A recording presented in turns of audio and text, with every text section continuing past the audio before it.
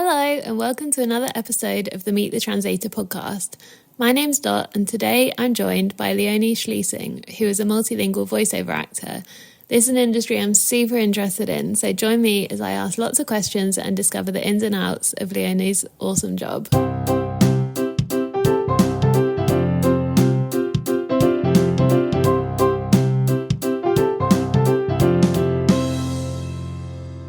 Hi Leonie, thank you for coming on my podcast. It's lovely to have you here today. Yeah, hi, thanks for having me.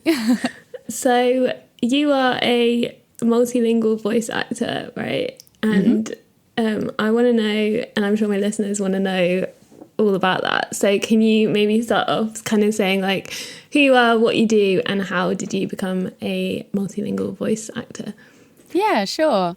Yes, I'm Leonie and I'm originally from Germany, born and bred, grew up over there. Always had a knack for languages, kind of started learning English when I was like 9 and then French a bit later on and then dabbled a bit in Spanish and Italian and just kind of like, I always was like, if somebody asked me if you could pick a superpower, what would it be? I'd always say like, I want to speak every language. And so that was kind of a thing from early on. And I was also always a little bit like in the performing arts, like I would dance and sing and act in like kids' Amdram shows and things like that. So that was always kind of part of me and my life. But then I actually went and did something completely different at first. I went to uni and got a degree in like marketing, media studies kind of thing. Lived in France for a little bit and worked in marketing for 3 years until I bumped into my old high school teacher who was like, what do you do now? And I was like, I'm working in an international marketing company. Like I was super proud of myself. And he looked at me with this like disappointment in his face. I was like, I thought you wanted to be an actor. And I was like, oh shit, yeah, wait, what happened there? And that was actually like the impulse to quit my job, sell my car, leave my life in Germany behind and move to England to go to drama school. Oh, wow. So that was 11 years ago in 2013. Moved to London, went to musical theatre college and did that. And then the dream was musical theatre because I was a singer and I felt like, that made sense. But not much of a dancer. So that was tricky because there's not that many musicals where you can make a career without being a great dancer. And so that became tricky. I was working a little bit in musical theatre and in acting on screen and stage, and I was kind of sustaining myself from the performing arts, but it did feel a little bit like I was banging my head against a wall that wasn't a door that wasn't really wanting to open. So yeah, it felt a little bit like the theatre and screen industry saw my non-Englishness as an obstacle. Like they tried to put me in a box of like the European girl. So I would only really get seen for the German part or the French part or the European part, which I always love when people ask me to do a European accent. And then I started to do a little bit of voice work. My acting agent started getting me voice work because of my languages. So suddenly it was an asset and not an obstacle anymore. And I started doing more and more of it as sort of my day job while still actively auditioning for stage and screen work to kind of pay the bills rather than work in a cafe, which I did for a long time. I was then able to sustain myself financially from doing voice work. So I set up my own home studio and kind of started finding my own work as well as having agents finding me work. And then the pandemic happened and stage and screen work completely stopped. And the voice work kept going because I could do it from home. Mm-hmm. And then after a year and a half or whenever it was that stage and screen work started picking up again and my agent started sending me auditions for theatre and film again, I was in a position to kind of be like, oh, but I'm doing the voice thing now because it had taken over so much that it became difficult to fit in the stage and screen work.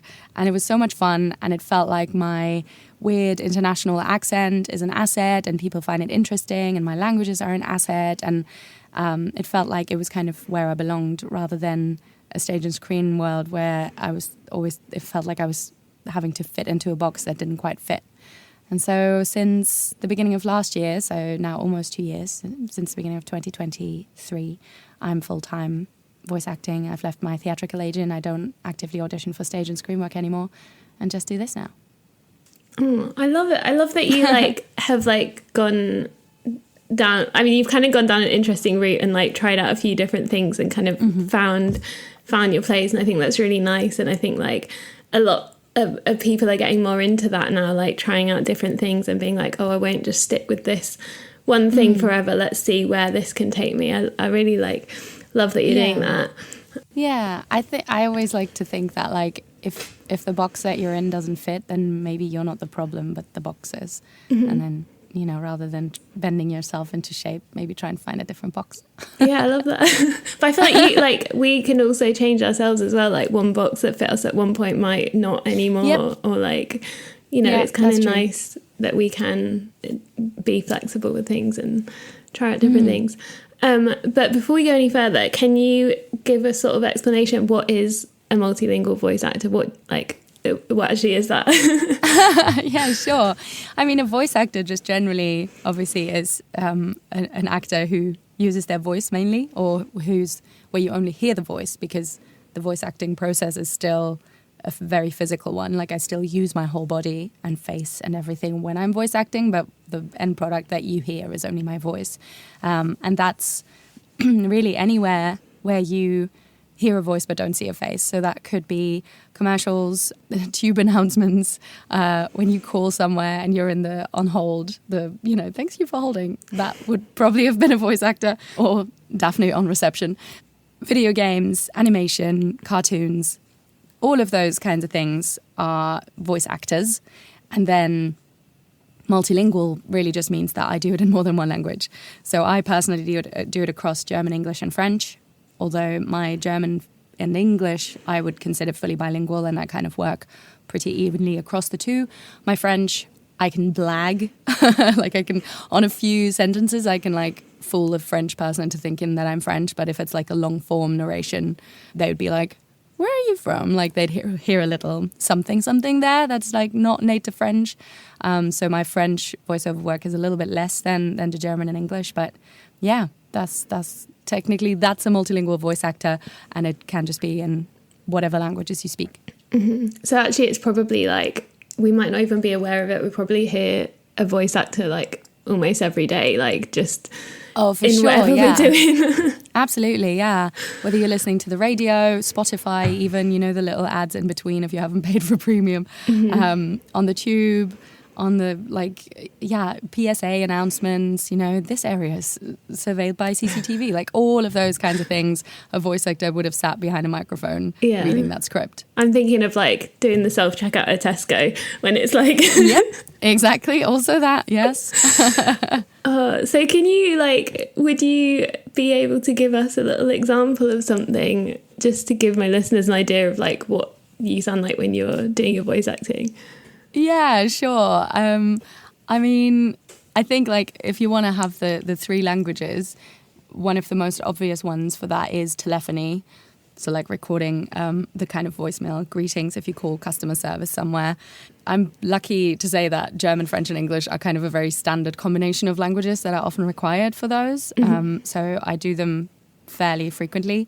And I did the voices for the German and French customer service of Jean-Paul Gaultier. So if you call there, it's me, but not in English. But I'll just give you a taste of it, like what it would sound like if I did it in all three languages. So it'd be like, welcome to Jean-Paul Gaultier Consumer Service. For assistance in English, please press 1. Für Hilfe auf Deutsch, drücken Sie die 2. Pour de l'assistance en français, appuyez le 3. And then you're like going through all the different menus in German, French and English. Oh my gosh, that's so cool. Thank you. I'm just like, wow. Like I was like, yeah, when I had a look at your website and I like listened through there's like a lot of different examples of different things that you've done on your website, and like just listening to all of that, I was literally sat there like, wow, like this is amazing. Like I don't know, it's really, really cool. It's such a cool job. Yeah, it is. I honestly feel like I've kind of got the jackpot job here, because I absolutely love it and it's so much fun and it pays pretty well and it's very flexible. I can just, I'm my own boss. Obviously, I have kind of commitments to agents and regular clients who might require my services.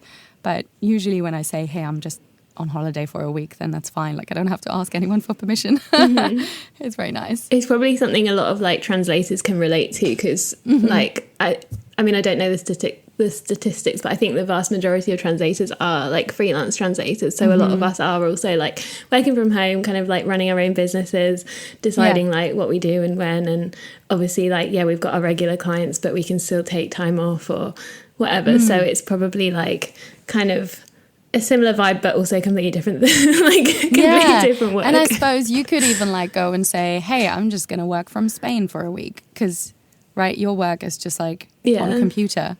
That's a little bit more difficult for me, because obviously I have to have the studio. So usually it's easy to find somewhere to record when on holiday or something, but mostly like I couldn't just go to Fiji and be like, hey, I'm here for a month now. But you could do that. That's pretty cool. True, because I know I've seen like posts where translators are like working on the train or like working, you know, while they're traveling as well, which like you probably can't really sit there on the train and start like not really, no. But I have seen like in co-working spaces they often have like a little like silent booth kind of thing for phone calls. Would that work for like your voiceover stuff, or is it not ideal?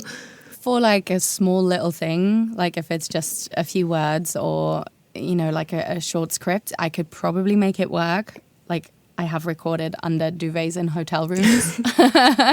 But if it's something a bit longer, or if the client wants to dial in directly to direct in the session, then it would have to be a proper studio. So I was going to ask you actually about your home recording studio that you set up. Like, how did you set it all up, and like what are your like most important bits of equipment that you've got? Yeah, so it's a continuous work in progress. I started out with literally like a microphone under the duvet, super simple, and then kind of started adding and improving in my flat at the time, because I mean I've been doing this for 8 years now. So at the beginning I just had like a corner of the room with like lots of soft furnishings around me and like the microphone. And then in my next flat I built kind of a DIY booth, and now I have like a proper like vocal booth that's been like made by a company and delivered and put up. So it's like proper sound treatment and soundproofing. Proofing is always to put in inverted commas, because it's not soundproof, it just reduces external noise.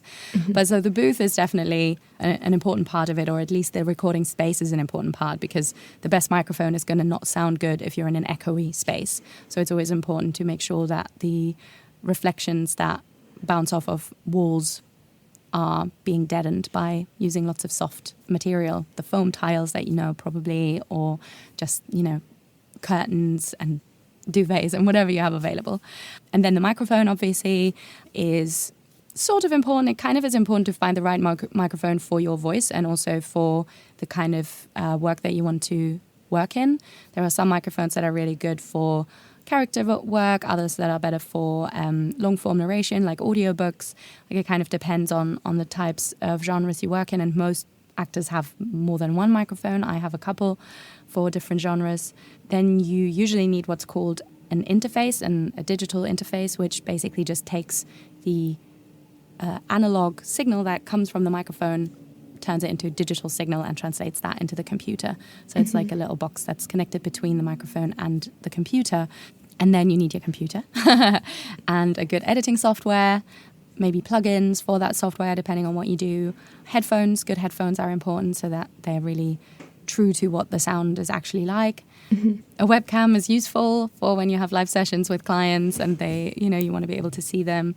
And then a lot of people, including me, have a separate travel setup as well, which is like a smaller version of that, which you can take on holiday, or, you know, when you're away at a conference or something and an audition comes in.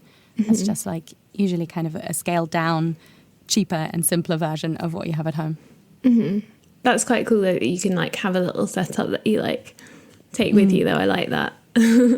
Yeah, it's always fun going through airport security. And they're just like, what is this? Especially because my microphone is, I mean, it's literally called a shotgun microphone, and it looks on the screens, it looks like a gun. So people are always like, what is this? Yeah, I can imagine. I can imagine. I'm really curious, like, what does a typical day or a typical week look for you, and how much of your time you're actually spending doing voice recordings? Because I know as a translator, like I'm not spending 100% of my time translating. Like it's probably only maybe a third of my time or half of my time. So I'm just curious, like, how is it for you? Yeah, it's very similar. I don't really have a typical day. It's kind of always, it's so different and so varied, which works very well for me because I have ADHD and I like the variety, and like I would get bored if every day was the same. The amount of work that I actually spend speaking into a microphone, or the amount of time, is probably about, I mean, depending on the week, is like 10 to 20% of my time. Sometimes I have super busy weeks and I might have like a session a day or a couple of sessions a day. But sometimes I have no sessions in a whole week, and I maybe like, I'm recording like a script for a client, which is going to take me maybe 10, 20 minutes to do. And then that's my recording for the week. And all of the other time is what you all will know, the freelancer grind of networking and marketing and negotiation and self-promotion and accounting and invoicing and answering emails, LinkedIn, blah, and auditions. For me specifically, or for voice actors specifically, a lot of the time will be spent auditioning, which I guess is technically speaking into a microphone, but you're not getting paid for it. So it's a lot of time you spend, I guess, looking for work and not so much time doing the work. Okay. Interesting. Yeah. Yeah. So say you get some work, a client contacts you or whatever, and they want you to do some voice acting. What information would you need from them to get started, and what does the kind of project workflow look like? Yeah. So I actually wrote a handy guide on this, which I posted on LinkedIn and on my website, because oftentimes I get approached by someone who hasn't worked with a voice actor before, and they don't really know the process. They don't really know what I need to know. They might send me an email saying like, oh, hey, I have a voiceover for you to do. It's only 30 seconds. I'm kind of expecting that because it's only 30 seconds, it's not going to cost much because a lot of people don't really know how voice acting rates work, and that actually the bulk of the money that you pay is not so much the time that I spend recording, but it is the license that you buy to use my voice for the project. So when it's like an internal e-learning kind of thing, or like, you know, employee video for an internal company or whatever, then it's not as expensive. But if it's a commercial or something that goes out on TV, on LinkedIn, on Instagram, something that you're using at events, anything like that, like the more ears hear my voice, the higher the price. So I need to know what the genre of the script is and how long it is, and then the usage. So where is it going to be used? What is it going to be used for? How long is it going to be used for? Because whether you use a commercial for 3 months or 2 years, obviously is going to impact the price as well. And obviously I need to know when you need it by. Is it an urgent project? Do you have a bit of time for this?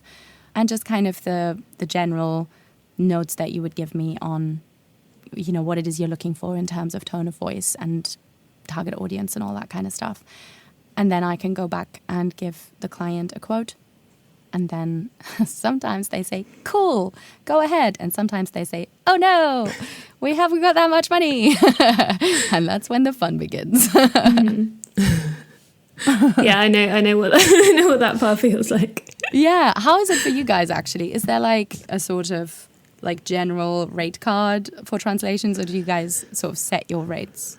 So, I mean, everyone will set their rates individually based on like because it varies so much with it being like an international kind of industry. Like obviously in different countries, people will need to have different rates, but also like depending on how their like living costs are and et cetera. But usually like we'd have for like text translation, like most people will have like a rate per word.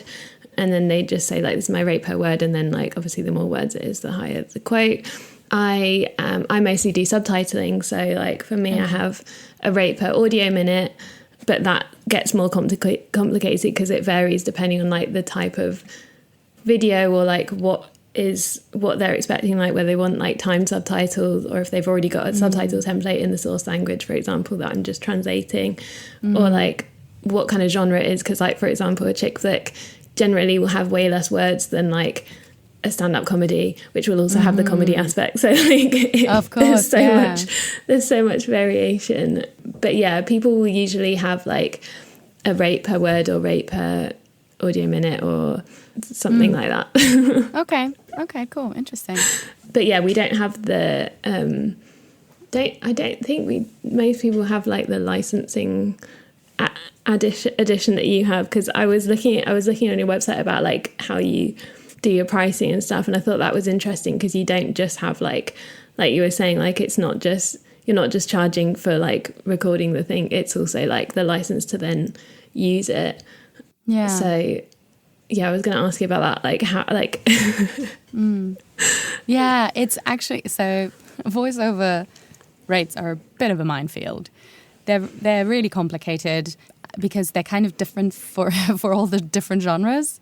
There isn't like one price per second or per word or whatever. Like if it's commercial, it's a different pricing structure to if it's an e-learning, to if it's a video game, to if it's dubbing. Like it's all just different. Mm-hmm. And so it's really important to kind of be on top of that as a voice actor, because a lot of people aren't really, and then they start undercharging, and then obviously that kind of hurts the industry as a whole.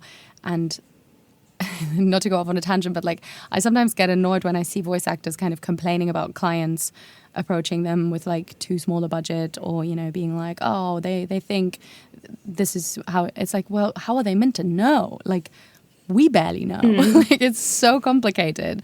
And I will never assume malice when a client comes to me with a budget that's too low, because like, how are they meant to know? If it's someone who's been hiring voice actors for years and should know, then you can assume that maybe they're just trying to lowball you. But most of the time, I tend to approach it with okay, well, let me explain to you how voice acting rates work, and then hopefully we can work something out. Because yeah, it's like in e-learning, for example, you will usually charge by word. So it will usually be like a 30p per word on like a sliding scale. If it's a really, really long project, that will go down, because it's if it's like 60,000 words, then it might just be 15p per word.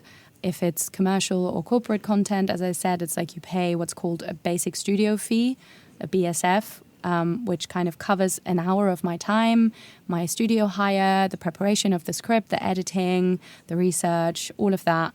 That is covered in the basic studio fee. And then on top of that will be a percentage of that studio fee, depending on the expected reach of that piece. So if it's like an explainer video for a small little company and they're just going to put it on their website, then it might just be BSF plus 50% of the BSF.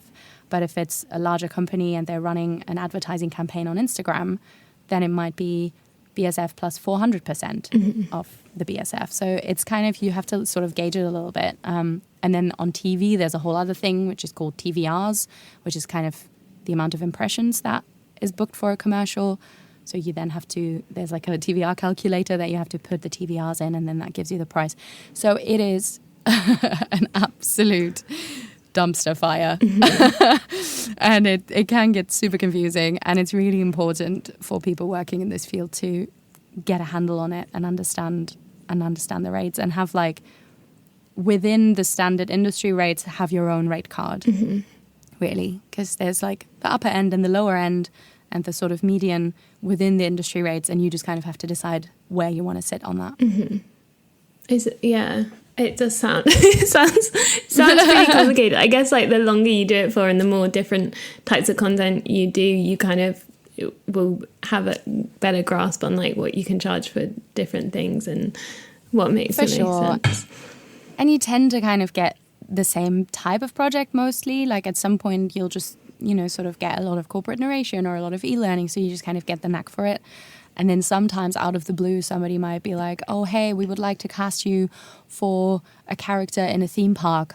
Like people are going into the theme park and they're like stood in the queue for the roller coaster, and there's a speaker there, and on that speaker, somebody is like shouting at them to like, get back, fools, you are going to your demise, or something like that, right? And then it's like, well, how am I going to price this? I have no idea. What is this?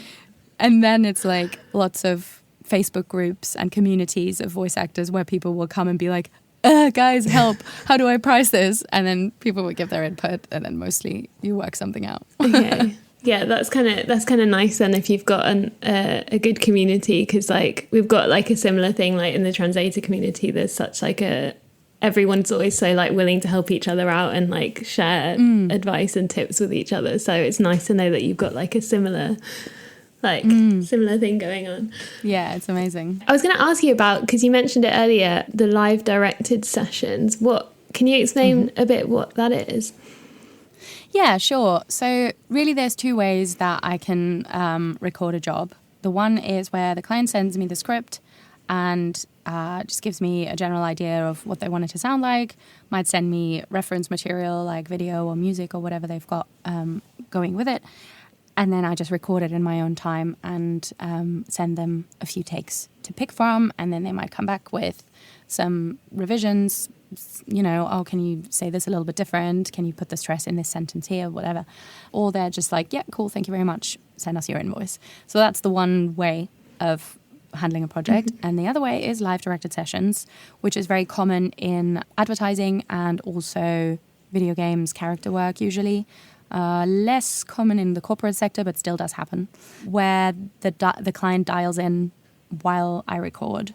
So that will usually be, if it's an advert, for example, I'll have like the creative agency on the line and the actual client on the line, sometimes the script writer, and then either I record on my end and send them the takes afterwards, or sometimes even they have an audio engineer on their end who does the recording and the editing through. There's like super clever software where basically they can take the recording straight from my microphone, which is kind of what you're doing right now. Yeah. And that is usually an hour, sometimes 2, depending on what the project is. And that means that the client can, in real time, tell me, oh, can you put the stress in this here? Can you make it sound a little bit more smiley? Can you know? And basically, by the end of that session, the script, the recording is considered approved. Mm-hmm. So in that case, if then later on the client comes back with changes, they would have to pay again, because in a live session, what has been recorded and approved by the client is considered as that's finished now. Whereas with the stuff that I record by myself, if the client comes back with changes, then, you know, we can have a little bit of a back and forth because they aren't there to record live. Mm-hmm. So it's often up to the client really to decide how they want to handle it. I prefer live sessions because it's really nice to just get that real-time feedback and to kind of work on it together. It's a really collaborative process where sometimes the client might not quite know exactly what it is they want and they might struggle to really express it, and then I can say, hey, why don't I make a suggestion? How about this? And then they're like, yeah, but I'm thinking maybe a little bit more like this. And I go, oh yes, I know what you mean. Let's try it like this. And it's a really nice kind of, you know, team effort. Mm-hmm. And when I'm doing it by myself, obviously I'm kind of having to guess a little bit and kind of just make my own decisions. With long-term clients that I've worked with for years and I know what they want, I don't need to have live sessions because I know exactly what it is that they need. But with new clients, I will usually try and push towards a live session because it's just easier. It's probably like a nice way to kind of get to know them as a client as well. And like, really like, even though like I feel like as translators, like we don't have that probably as much. Like I really enjoy like the like email communication with my clients and stuff. And I think like maybe do you find that like when you then have that good relationship with them, then you're probably more likely to work with them more often because they might like remember you or... Yeah, absolutely. I mean, that's what all of the kind of networking we do is about on like LinkedIn and whatever, isn't it? Like people want to work with people. Mm-hmm. So if I can have a bit of a chat with a client at the beginning or the end of a session and actually like get to know them, then yeah, it just kind of goes beyond just the business relationship. And I think that's really nice, especially for people like us who tend to work alone a lot and can get a bit lonely, can't it? Yeah, 100%. 100%. I was going to ask you about like the scripts and stuff. Like it sounds like, does the client usually just send you a script and then that's kind of what you work with? Or do they ever like ask you to like help come up with a script or give you flexibility to sort of like deviate from the script, or how does that kind of work? It totally depends on the project. I don't ever write scripts. That's what copywriters are for. Sometimes, especially when a client sends a translator script in a language that they don't speak. So if an English client sends me a German script, for example, I'll sometimes make suggestions on how to improve it. Like there might just be little bits where I'm like, oh, actually this sentence could roll off my tongue easier if I said it this way. Usually they're open to that. So most of the time there's a little bit of flexibility, but sometimes, especially for adverts, then the text is locked in and has to be read word for word because it'll have gone through lots and lots of rounds of approval on the client side, and then it's just kind of locked down. Yeah, I think like it really depends on the project. Like in video games, for example, when I'm working with the director, there'll be moments where we'll both say like, oh, actually, what if we say it like this? Like that word feels wrong, or that doesn't feel quite right, or I just, because I'm so in the moment in character there, I'm kind of like changing a word because it just feels natural to say it that way. And then usually the writer is like, oh yeah, sure, just like, let's just change that. Like they're not that precious unless you're completely changing everything about it. You don't want to paraphrase. Mm-hmm. So yeah, it depends, but I don't ever write the scripts. If anything, I'll just like tweak them. Because I was going to ask you actually as well about like the translation, because like obviously as a multilingual voice actor you do work with the different languages, but I guess someone else will always translate the script. Do you ever like work on the same piece of content but in all of the different languages? Oh yeah, you already gave me an example where you did on the phone. Well, in that one I only did the German and French actually. But so all three that I do, all German, English and French, is rare. That tends to happen for telephony mostly. Mostly it's two of the three. So it will be German and English or German and French. That's kind of the most of the combinations that I'll be doing.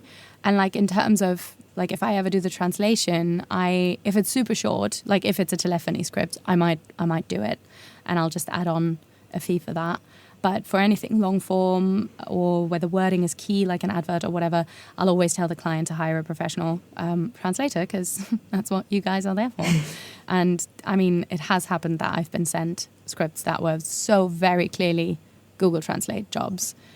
And I would have gotten back to them and been like, that's not what's this? Like, yeah.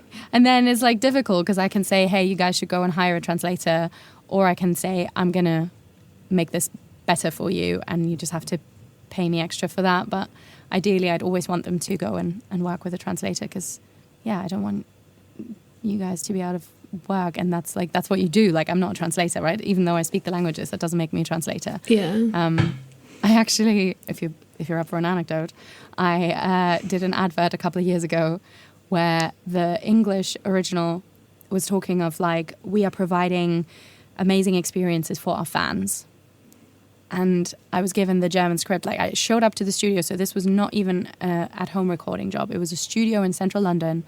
So they'd hired a studio with an audio engineer, with a director and me for an hour. So that's like at least $1,000 in, hiring people fees. And I turn up to the studio and they give me the script and it says, we are giving our fans an amazing experience. And they translated the English word fans into the German word Ventilatoren, which is like ceiling fans. Okay. And I looked at it and I was like, who translated this? And they're like, oh, we don't know. I was like, was it Dr. Google? And they're like, oh yeah, maybe there was like a bit of time pressure. And I was like, yeah, looks like it. Looks like it hasn't been approved by the German marketing team. Maybe, has it? Maybe. Like this was an international, Fortune 500 company. And they were like, oh yeah, can you fix it? And I was like, well, I mean, yeah, but you've just gone and Google translated the English script. This is never going to go through with the German marketing team because even if I now fix this one mistake, it's still not going to be marketing speak, right? Yeah. So I did it. I just changed it and I was like, cool, well, I'll just change this one word, but I'm not going to make the script better for you because you need to learn. Yeah. And so we recorded it and lo and behold, a week later, I get another email. Yeah, so the final ad wasn't approved by the Germans. They've rewritten the whole script. So can you come in and record again?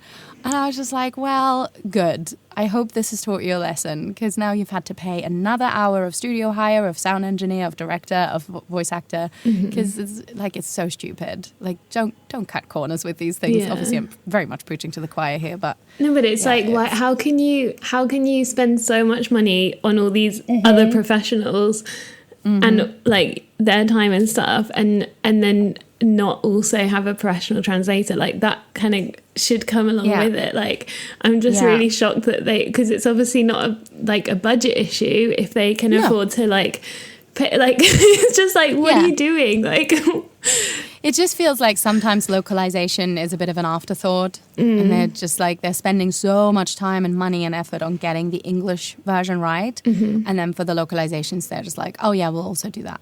I spoke to a film director a while ago, and I was asking about like how much do they actually think about like the subtitling and the localization that comes at the end, because obviously like a lot of films then go international and stuff, and he was basically like, yeah, it's an afterthought, like they don't even budget for it or anything, and it's like, well, how is this going to do well in any other in like any other market, any other country, if the whole like localization is just an afterthought? Like it doesn't make sense.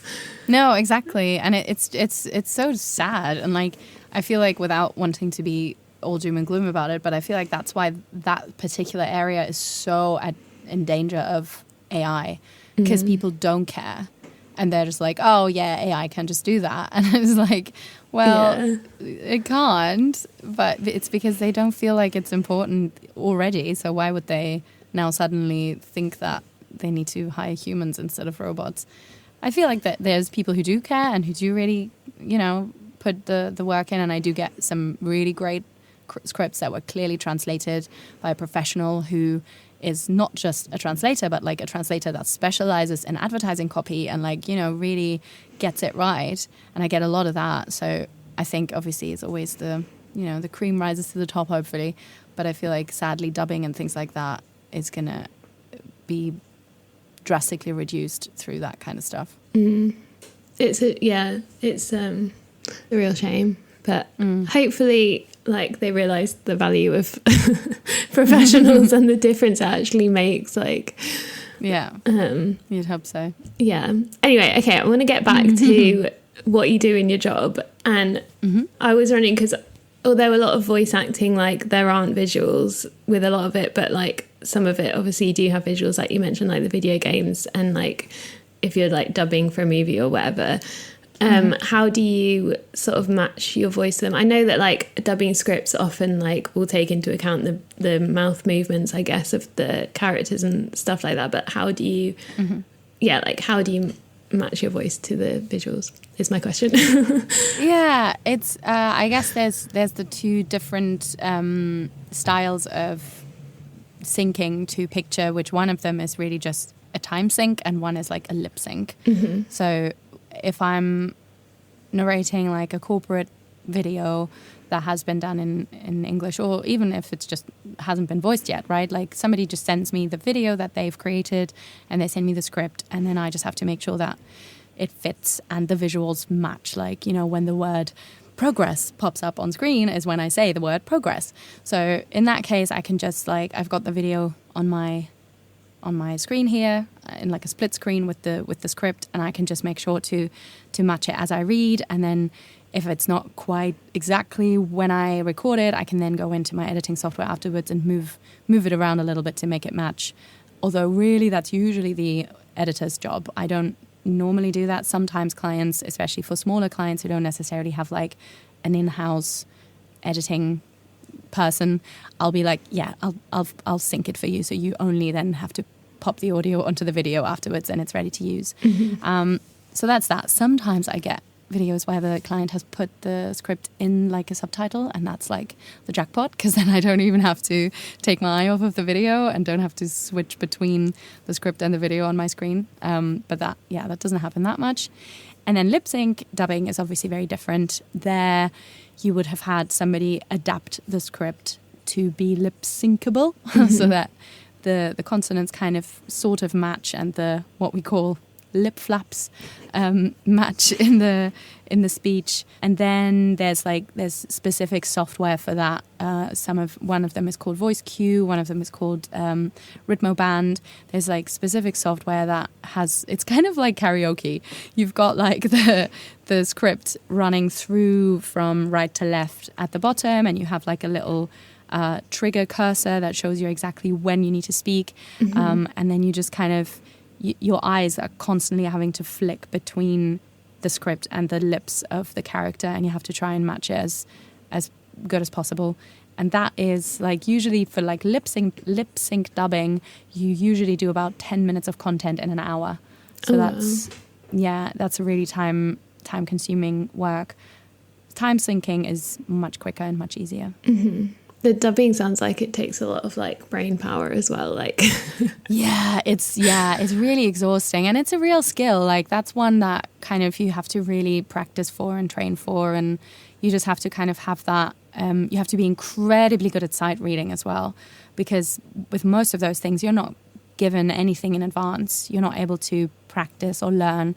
You just, whatever comes up on screen, you just have to say it out loud, while also acting in reverse what the person is doing on the screen. And it's like lip sync dubbing is a really, really demanding skill. Do you find it challenging? Because you said sometimes like your script in, if say it's like the video was originally in English and then you've got a script in like French or German, like if it's like significantly longer than the English one was, like is it challenging trying to like fit it all in without like just rushing through all your words?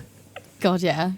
I mean, that's my number one thing. I always tell clients when they message me and they're like, oh, we have this English video, we're going to send you the German or French script. We're currently having it translated. I'm always like, please make sure that it's roughly the same amount of syllables, because German and French just by nature are longer than English. It's so much easier to just get to the point in English. Mm-hmm. And like, it happens all the time. Like my favorite was a couple of years ago, I was having to fit a German phrase that had 13 syllables into the space where the English line had 4. Wow.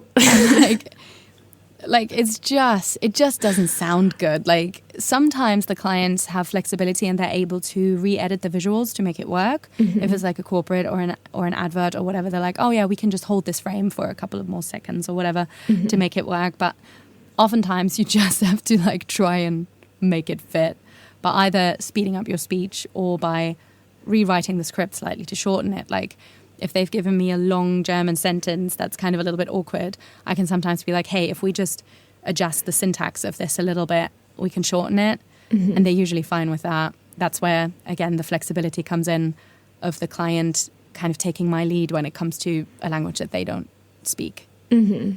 But I guess, like, I mean, that's still better than you just like saying it really fast and like. Yeah, it just doesn't sound good, and it's like this usually happens on live directed sessions, right? Like I'll be doing it, and then they're like, yeah, that sounds a little bit rushed, and it's like, well, no shit.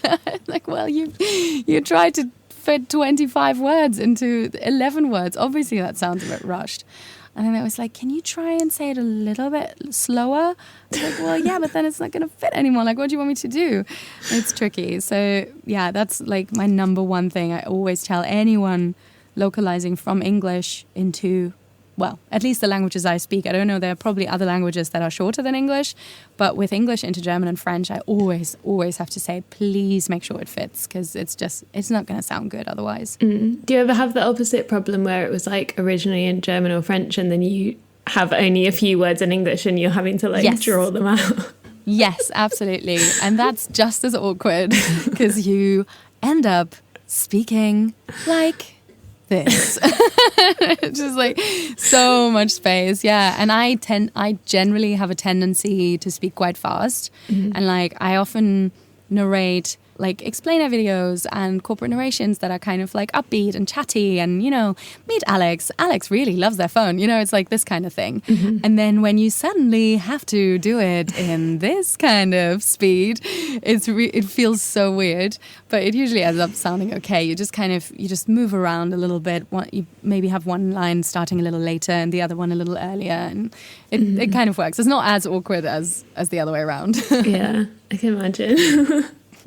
So one thing like I was going to ask about, because I've seen like a few of like my translator colleagues like popping up on LinkedIn saying they're doing a little bit of like voice acting as well, which like kind of blows my mind a little bit, because I'm like, that's a whole nother industry. Like, how are you just like doing that as well? But like I was kind of curious, like from your perspective, like what kind of like training would you recommend? I think are quite a few, like I was really interested in it, and I think there are a lot of translators who are just like really curious about it or interested and maybe might want to see if it's something they could possibly do themselves. Like what kind of skills do you need? What kind of training would you say is like essential?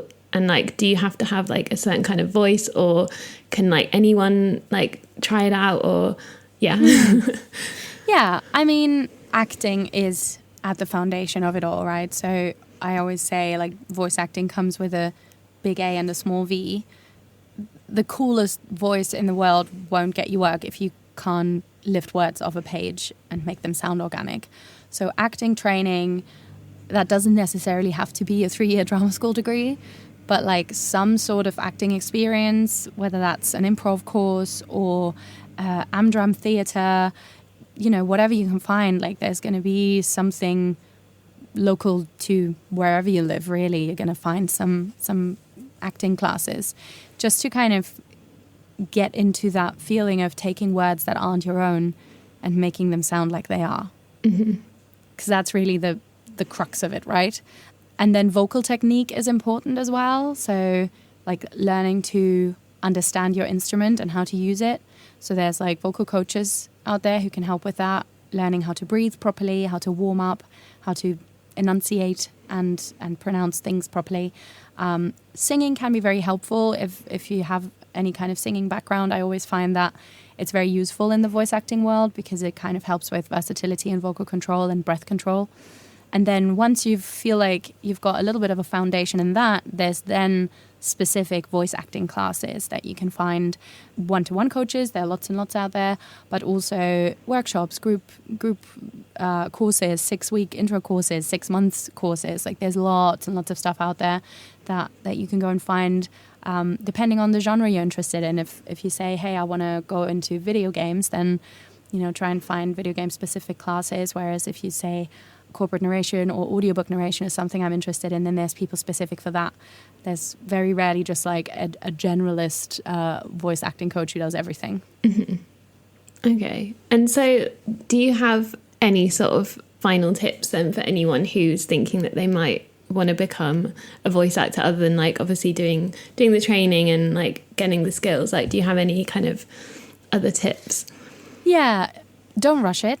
It's very much a marathon, and it's probably going to be more of a hobby for a while before it becomes in any way paying work, because it is an incredibly competitive industry, especially since Corona, where, you know, people were buying microphones off of Amazon and calling themselves voice actors. So it's like it's become a little bit of an oversaturated industry. But on the other hand, there's also more work than there ever was, because thanks to a lot of like advancements in digital tools being very accessible for everyone, there's a lot more content that needs voices.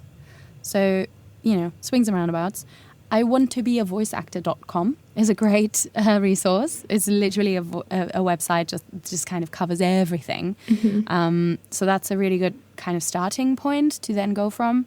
There's a company called Gravy for the Brain, which is a bit of a weird title, but they are a voiceover training company, basically. They have like different subscription tiers that start at a fairly affordable rate, I think, and then depending on what it is that you want out of it, you can invest more.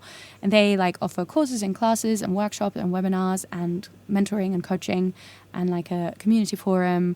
And they organize events in the UK and the US and Latin America and Australia, I think they are in, yeah.